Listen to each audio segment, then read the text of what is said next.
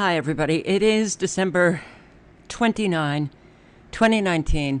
I know I said my next video will be on the nanotechnology. Well, I came across information. I just want to post this video just to warn you guys in the Northeast that you may be looking at power outages, ice, snow, but the kind of snow and ice, well, I think it's different from what we Northerners have experienced. Something is making the roads very slippery. And I do believe that they are spraying something that makes it very slippery. The nanotechnology, these nano balloons have an aerogel in them. Okay, well, those nano balloons, they actually come down to the surface of Mother Earth, and accidents are happening all over. And these storms, I don't know if, they're getting a lot of play, but they need to. And I do want to say to you guys in the Northeast, if you plan on going out driving, please be very careful. Do not think that the weather is anything like the weather we have always known. Everything has changed. And everything, unfortunately, has become dangerous. So when you see clips of these layers of ice, the numerous car accidents, if you don't have to go out, don't go out. Certainly not for New Year's Eve. My God. When you think about all the people who are drunk on these roads, because these storms, well, they just go on for days. Please be careful, and please start preparing for electricity down. All right, actually, I want to start with Missouri. Okay. We had an awful lot of farms destroyed. Last spring, summer, fall. And everybody should care. Everybody should care. Care about farmers. Care about that farmland being destroyed. And I think we're looking, well, if they keep up the snow, then we're looking at 2020, a spring that's only going to destroy more farmland and more farmers. And why? Why should you care about the farmer? Because they're your fellow human being and they're suffering. A whole lot of farmers are really suffering. But you should also care because the ripple effect, always think about the ripple effect. That farmer in Iowa or South Dakota or Nebraska, wherever, Missouri, well, if they ain't producing, then prices go up, food shortages manifest, and yes, they're talking about food rationing. Food rationing? What are you, crazy? We're not at war. Oh, we are at war. They're only using unconventional weapons. Weather being one of them. So, Missouri, the Missouri River. This rain has been falling since Friday night with a little bit of a break on Saturday morning. Now, I caught up with David Pearson, a hydrologist at the National Weather Service. He says residents aren't going to see a rise in the river levels yet. However, over the next few days, we will hit minor flood stage. Minor flooding is the worst we're expecting at this point, and the impacts of that are what it sounds like. We're talking about farm fields, which are still important, but the impacts are less than if it were flooding a home or a town. Just 2 weeks ago, the Missouri River in eastern Nebraska dipped below flood stage for the first time since March. Now river levels expected to rise again. Pearson adds it doesn't help that the ground is already so wet. In a typical year, we wouldn't probably matter too much about this rain, but it's not soaking in. A lot of the water's standing on the ground, and it's just going to accumulate as it moves downstream. According to Pearson, areas south of Omaha, near the tributary of the Missouri River, are the biggest concern. That's where you add in water from the Platte River and other rivers, and it gets to be a lot of water at that point. And some of those areas are still having problems from levee breaks from March and in the summers. Pearson adds it's pretty rare to see this amount of rain in the middle of winter. This current bout falls in the top 5 greatest 2-day totals in the winter months over the last 100 years. Yes, record rainfalls, and the Missouri River finally gets below flood stage up. Well, we're going to bring it right back on up. Minor flooding, well, it's never minor to those who have to suffer the consequences. So, yeah, a slippery, wintry mess. Cars crashing, flipping, and slipping on the ice. A combination of ice, rain, and snow making driving dangerous as a major storm barrels across the country. The Dakotas bracing for blizzard conditions, heavy snow already snarling traffic. And in Colorado, it was tough even for four-wheel drive vehicles to get through. In Minnesota, ice covering roadways. This bus lost control and went sliding through an intersection. And traffic stopped on this frozen bridge for miles. We're all stuck. Happy vacation to us. The freezing rain also turned streets and sidewalks into ice rinks. The winter weather blanketed parts of Texas with fog, and it's being blamed for this nasty multi-car wreck in Lubbock yesterday. Several people narrowly missed this out-of-control semi that plowed into the pileup. A news crew captured this scary moment while on the scene for a different accident. I left my camera there where it was, and I ran the opposite direction.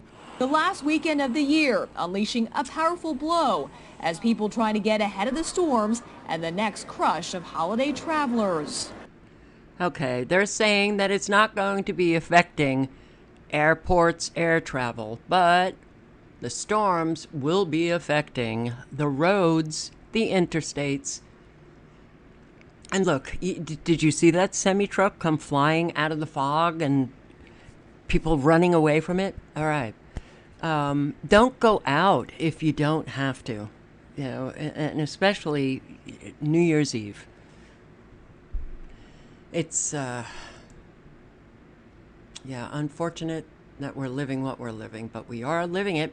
Severe weather possible today. Where? Alabama.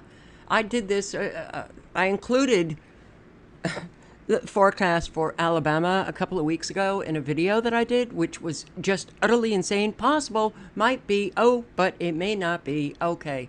Well, they've done it again.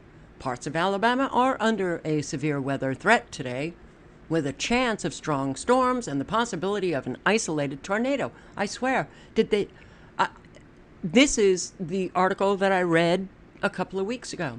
The greatest risk is in northwest Alabama, but the chance of isolated severe storms exists for north and central Alabama as well. The storms are expected to arrive in west Alabama by 2 and then move eastward. Well, look at the time. 1 p.m. before exiting no later than 8. So 7 hours of severe storms in the northwest in Alabama. How are you guys doing in Alabama? Man, these forecasts are just... Are you guys reading forecasts and going, how is it that people aren't getting that something very strange has happened to our forecasting? So this is winter storm makes driving treacherous. Interstates closed in Nebraska, Minnesota, in the Dakotas. Interstates, well, I posted a video last night. Interstates closed in California. Interstates closed here. When it's been raining, well, flash flooding closes interstates. Get used to it, because this is now a mainstay Our interstates just can't handle weather, but a lot of it is just to drive you nuts. Yeah, whatever it is that they are spraying in our atmosphere that does come down to the surface of Mother Earth is making things very slippery.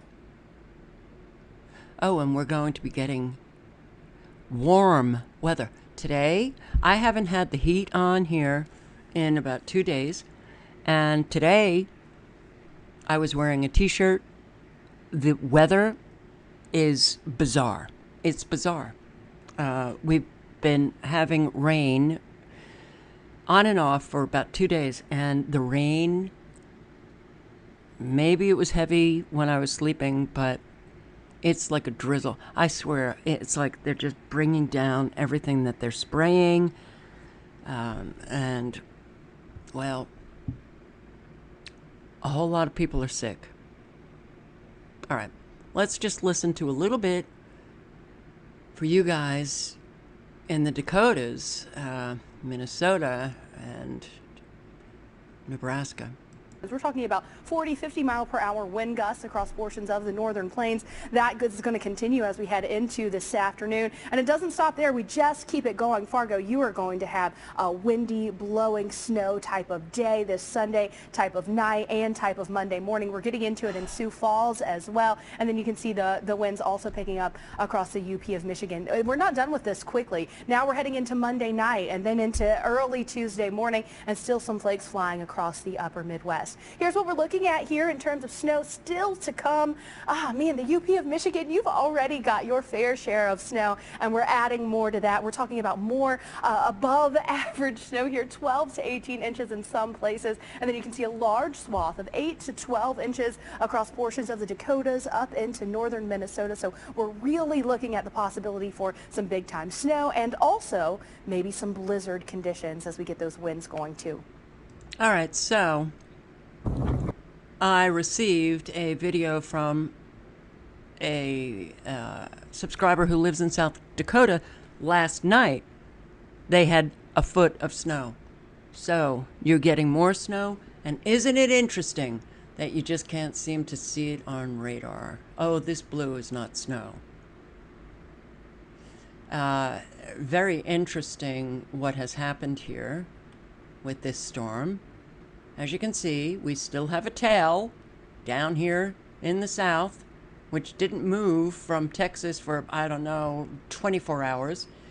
It's up in the northeast now, so I hope you guys are okay. What we are looking at is just utterly bizarre. They split. They started moving with frequencies. Yes, they can. Electromagnetic frequencies. They can change the air masses. And they kept a portion of the storm going east. But this twirl around, that's what we're seeing an awful lot of now.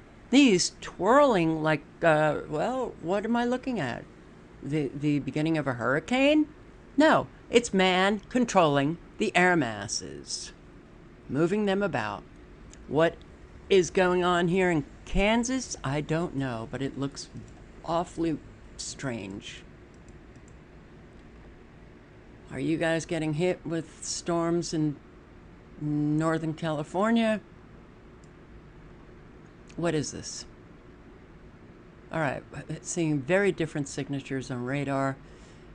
We know that artificial intelligence, nanotechnology is already operational.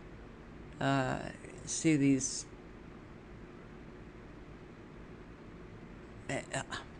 it's just very strange. So, are you having precipitation in these small areas in Nebraska and Kansas? I don't know, because now the use of high frequencies, the power levels that they use, they're stripping electrons, they're ripping apart our atmosphere. So the stripping of these electrons, you can actually see it, and it looks like precipitation. But as you can see, there is a rectangle box right here. Let me slow this down.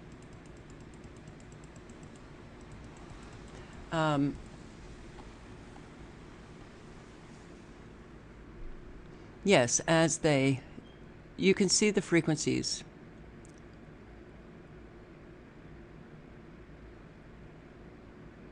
Being used right here. They're making everything rather obvious. Then why aren't the meteorologists talking about it? Because they're instructed not to. They're reading scripts. That's all. Okay, so there is a rectangle box that appears. It's faint, but it's right here. You'll see the very defined line up here.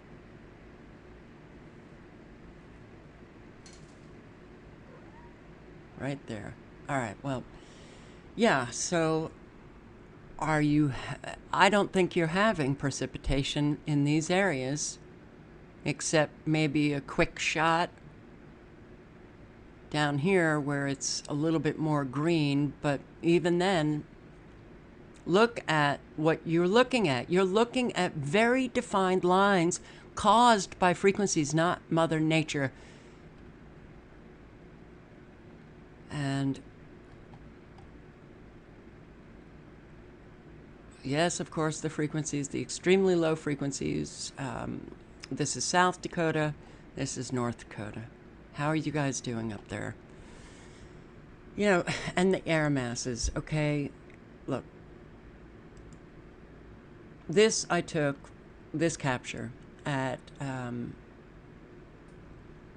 it was 4 p.m. Eastern Standard Time today. Do you see what I see? They are moving this. They're moving and splitting the storm, moving this section to the east, the top section, but the bottom section it's, you know, being moved. Look how defined that is. You can see all of the frequencies in use, the ripples, the microwaves. Yeah, they are causing instabilities. So, is it a surprise that you're having high winds? Electromagnetic frequencies, they can cause whirlwinds, tornadoes, North Dakota, South Dakota. And look at what they're doing to you. They're pushing this up north. They're circling around the air mass, pushing it down south, but then they bring it back up. And I hope I zoomed in on, my God, everything looks so, when you begin to understand what the signatures are, you can see them immediately. Like, this air mass is being held. There's an air mass being held in place.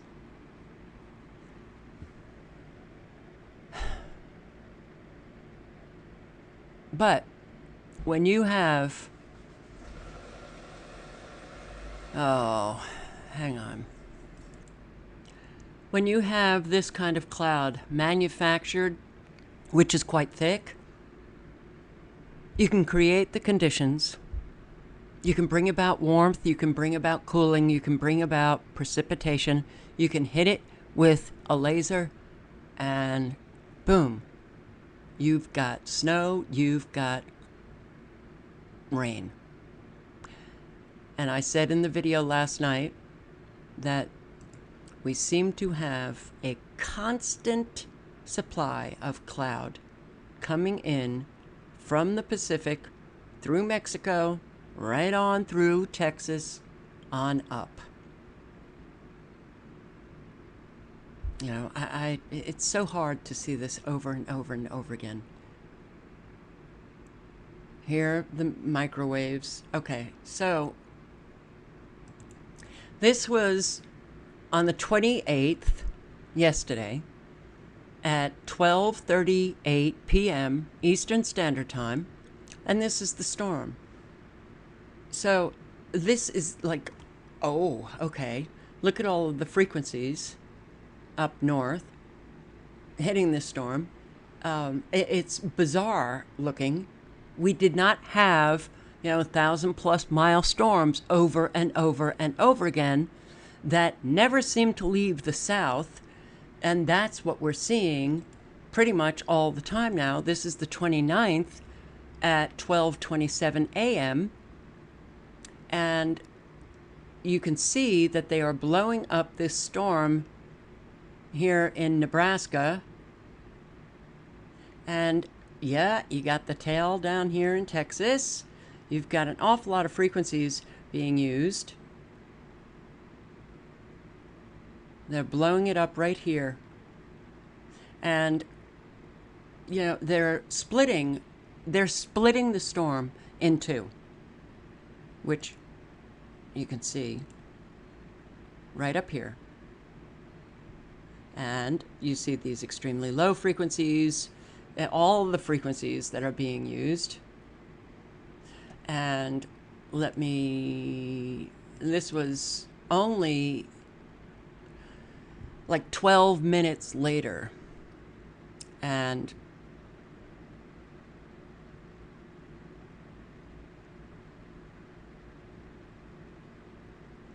they have these extremely low frequencies that are emitted from Oklahoma. But we've never seen precipitation that literally you're watching it in real time. Just the severity of storms just disappear or appear.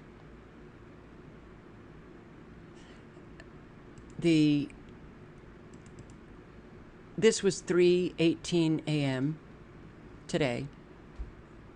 Okay, so they're splitting, and it's still in Texas with a whole lot of frequencies in use.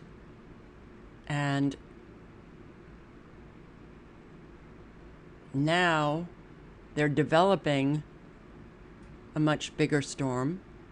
They've got the precipitation going, but I don't know if it's actually going, because that's what we're dealing with now. You look at radar and you can't tell. But do you see all of these bands and all of these little dots of precipitation that are suddenly appearing? That is the nanotechnology. Nanoballoons. You see these bands, these strands of precipitation, and a very straight line. No. Mother Nature works in a circular pattern. And you see these weird kind of, they're lines of, thin lines of precipitation that move off the whole, well, where the precipitation was. That is the nanoballoons. And yes, those balloons have GPSs, have sensors, they can receive or send data, meaning they communicate with other nanoballoons. And they're communicating with a guy at a computer. And that guy at a computer is sending information to the nanoballoons. If this wasn't a technology that was using to destroy it would be a wow, but it's hard. Now, look at the extremely low frequencies, the weird, it looks like the atmosphere is being shredded. All right, so how are you guys doing in North and South Dakota and Nebraska and all over? All over. Yes, they have moved about your air mass. This was 12:07. This is like, what, 6 hours later than the last? And it's still down here in Texas. Really?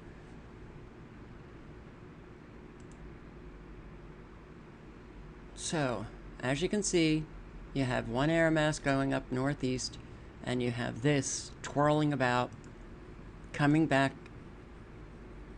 to North Dakota, into the south, your South Dakota and Nebraska. But this is very strange. This, whatever it is. I can hardly keep up with all of the new signatures on radar. So yeah, this was at 1:28 p.m. Eastern Standard Time today, and they're literally, they've held this massive thick cloud over you guys.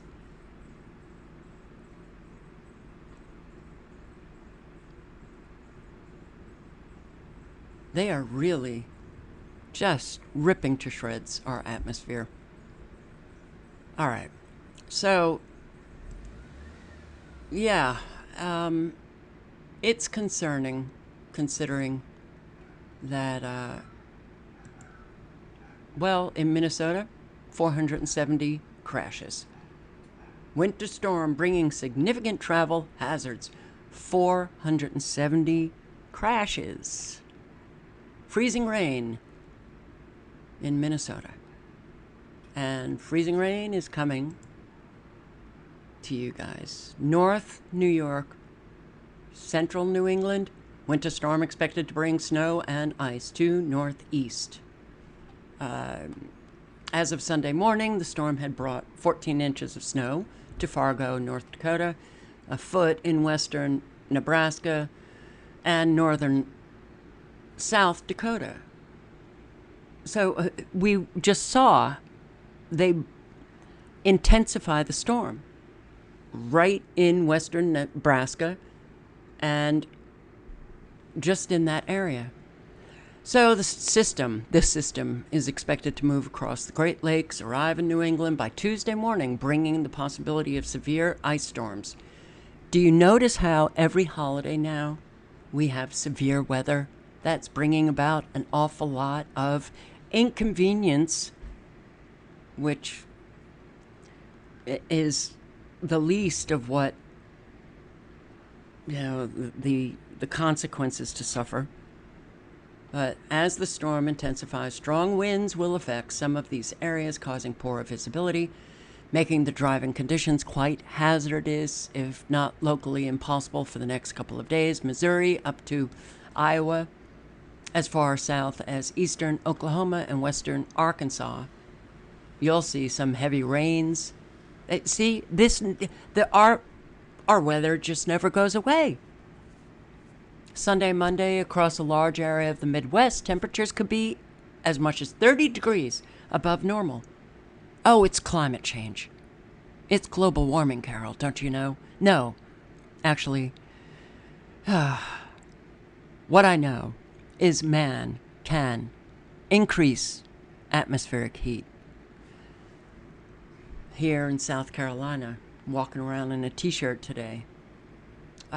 Further east, including the Ohio Valley, you could see unusually high temperatures, well up into the 50s and 60s, much warmer than it should be for this time of year. Temperatures are a function of the storm. They're a function of the storm. They're a function of the commands that our manufactured weather is receiving.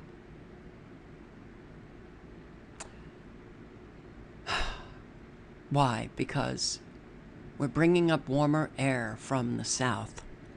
Give me a friggin' break. All right. So yeah, this is our storm now.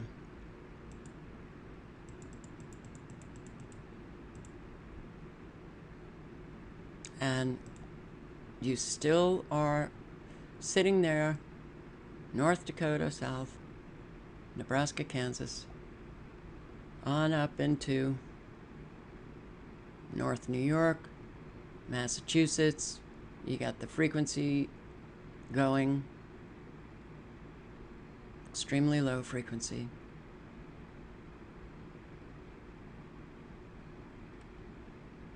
And that tail, that nano tail, right here. So you've had this now in Louisiana, I'd say, for a very, very long time. Georgia, it doesn't seem like you're going to get much of anything. How are you doing in Alabama?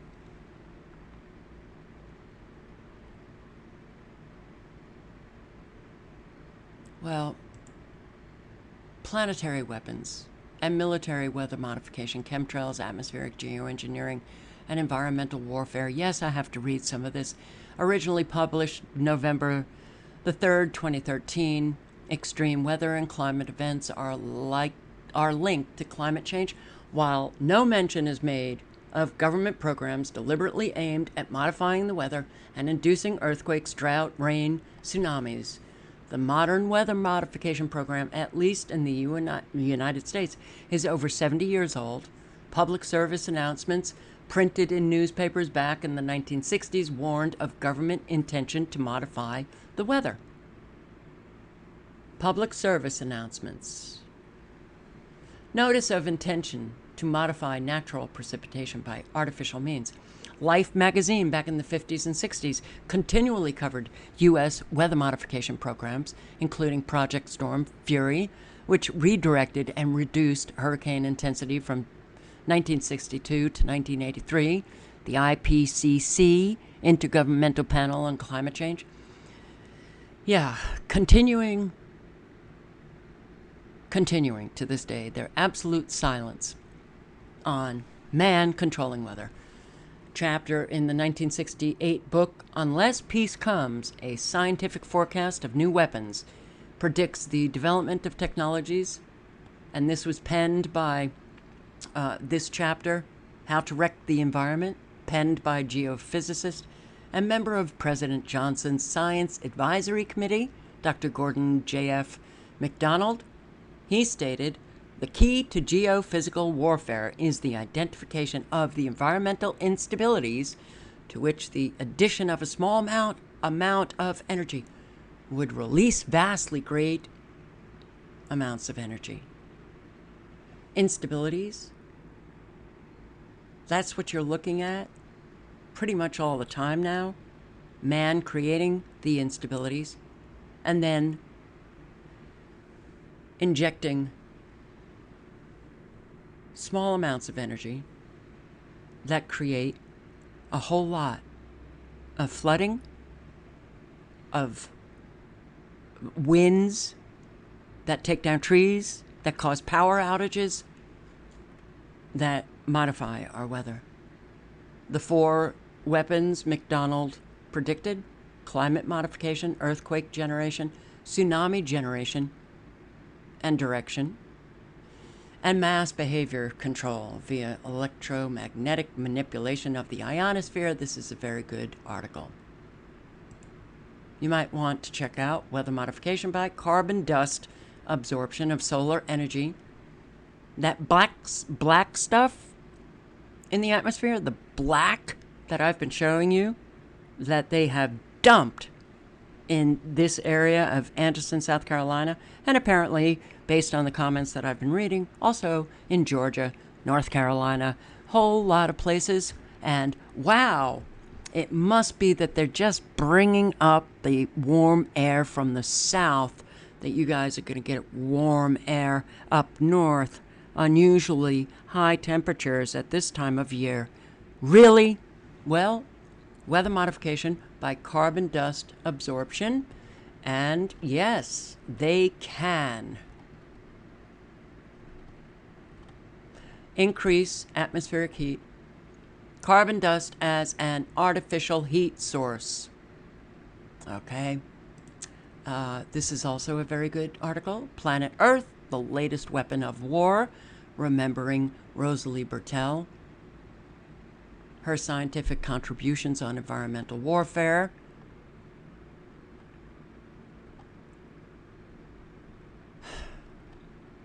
And I will link to it below. Yes, short pulse lasers for weather control. I will link below to everything. Artificial rainmaking by laser systems. How about method and apparatus for local modification of atmosphere? And yes, the good old weather modification by artificial satellites. Weather modification by artificial satellites. And what can they do? Well, I hope my highlighting has stayed here. Satellite weather modification system. They can modify cooling, warming, or precipitations of selected regions of Earth, thus modifying local and or global weather patterns. And then, yeah, a lot of people think that they're going to be doing a whole lot of good for the Earth, for humanity, when they get involved in these kinds of projects and military takes over and they use it as a weapon of war. So it could have been to create and maintain grass or forest lands to balance the rise of carbon dioxide, whatever, transform wasteland into productive farmland. Well, they're not using it for good. They're using it to destroy. But each frequency agile energy pulse is designed to penetrate a specified air mass layer of specified composition. These energy pulses can be used to modify a specified air mass inside a thick cloud. That's what I showed you on College of DuPage.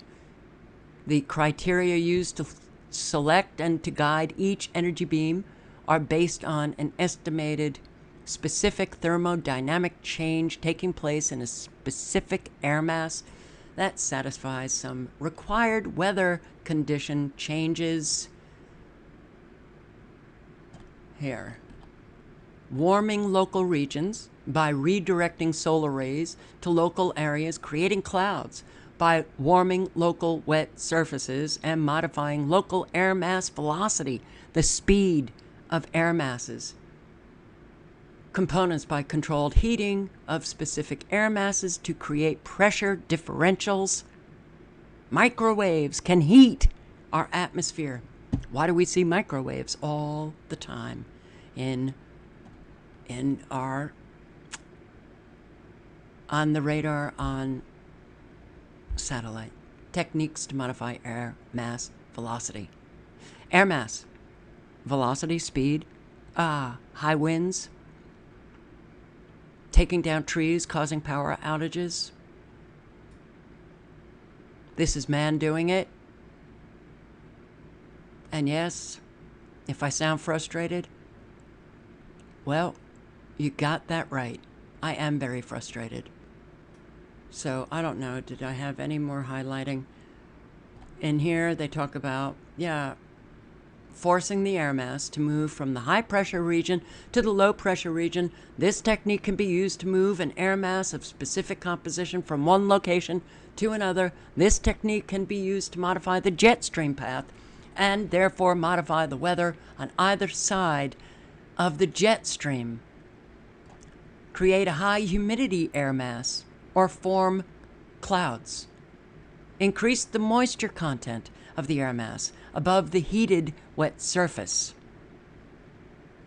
Moving an air mass initiate or modify an air mass upward motion, push it up, push it down, horizontal velocity. The best way to transport an air mass is just to let it go naturally, but hey, you can't satisfy weather modification requirements that way. Creating a pressure differential on either horizontal side of the air mass to be moved, unequal distribution of energy into two adjacent sides of the air mass, and a large input of energy will cause the air mass to absorb the energy and expand rapidly in all directions. They can do rapid heating of another air mass, the speed of the induced air mass